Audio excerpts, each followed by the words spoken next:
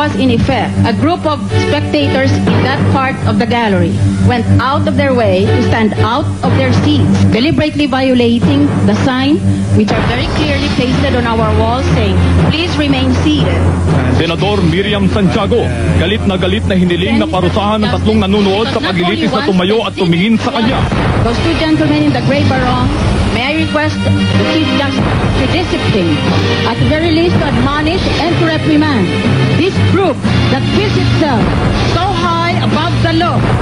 Pati Senador Rocco, binatikos dahil dinidebate siya. Judge to rise and try and make a point with a witness and then stand up. I understood that no call of plea would be allowed under the Senate impeachment rule. And I understand that I am being provoked by call. Simula nitong impeachment trial, merong mga tao, lalong-lalo na yung mga mukhang mayayaman na pumupunta, na ayaw talaga manahimik. Ilang beses na silang pinangaralan ng Chief Justice mismo. At maliban dyan, ay tinuturuan pa sila na dito sa session hall ay maliwanag naman ang mga paskel na nagsasabing, "Keep silence, no clapping, remain seated." Ilang beses na sinabihan itong mga taong ito, manahimik lang kayo. Pero palagi nilang nilalabag araw-araw hanggat kanina nakaupo ako roon, nagtitingin itong lupo na ito sa akin. At napakasama ng pagtingin nila dahil hindi inosente eh.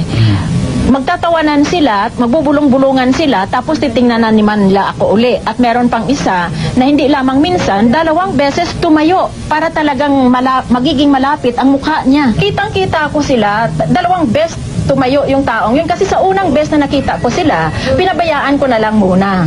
Hindi ko na sana papansinin.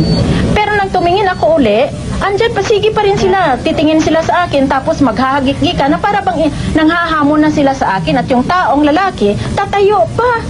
Tapos ngayon nirarason nila na gusto raw nila makita ang nagsasalita. Maski tumayo sila at maski anong paparaan ang gagawin nila sa katawan nila, talagang hindi nila makikita kasi kahilera nila yung nagsasalita at may post.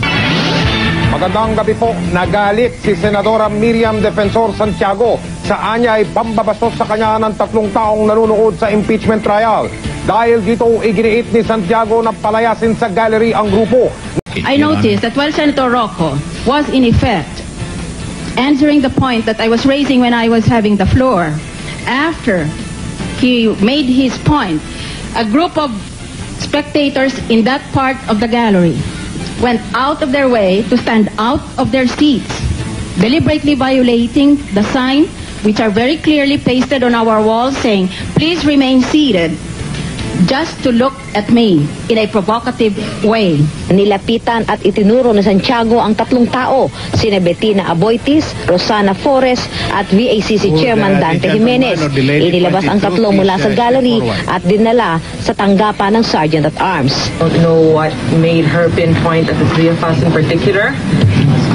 I didn't realize that you're not even allowed to lean forward and look because you can't quite see what's going on because there's this big pole right beside us. So you can't see, so you have to either go this way or...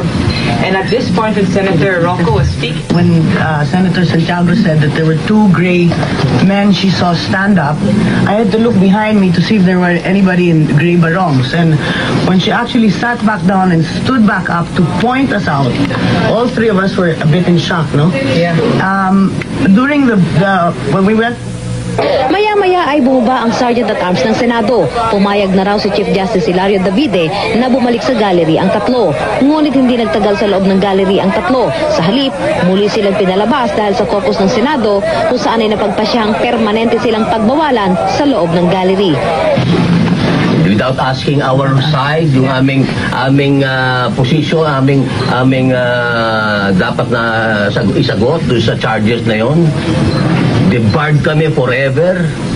Nagalit ang mga private prosecutors at sinabing moro-moro na lamang daw ang nangyayari sa impeachment trial. Balak nilang mag-withdraw sa impeachment complaint kasama ang 24 na iba pang complainant.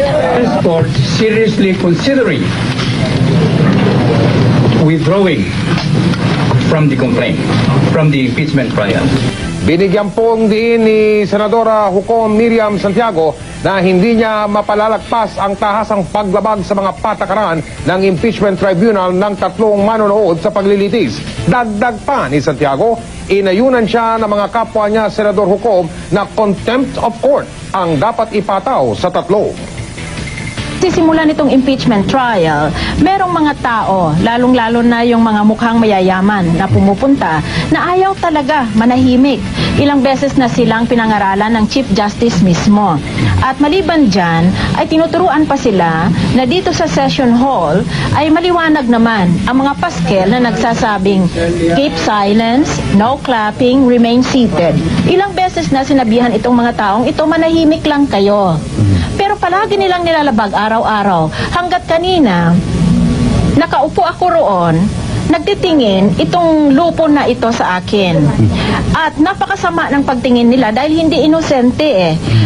Magtatawanan sila at magbubulong-bulungan sila tapos titingnan na naman nila ako uli. At meron pang isa na hindi lamang minsan, 2 beses tumayo para talagang magiging malapit ang mukha niya. Kitang-kita ko sila, 2 beses tumayo yung taong yun. Kasi sa unang beses na nakita ko sila, pinabayaan ko na lang muna. Hindi ko na sana papansinin. Pero nang tumingin ako uli, andyan pa, sige pa rin sila. Titingin sila sa akin, tapos maghahagik-gika na para bang nanghahamon na sila sa akin. At yung taong lalaki, tatayo pa. Tapos ngayon nirarason nila na gusto raw nila makita ang nagsasalita. Maski tumayo sila at maski anong paparaan ang gagawin nila sa katawan nila, talagang hindi nila makikita kasi kahilera nila yung nagsasalita at may post.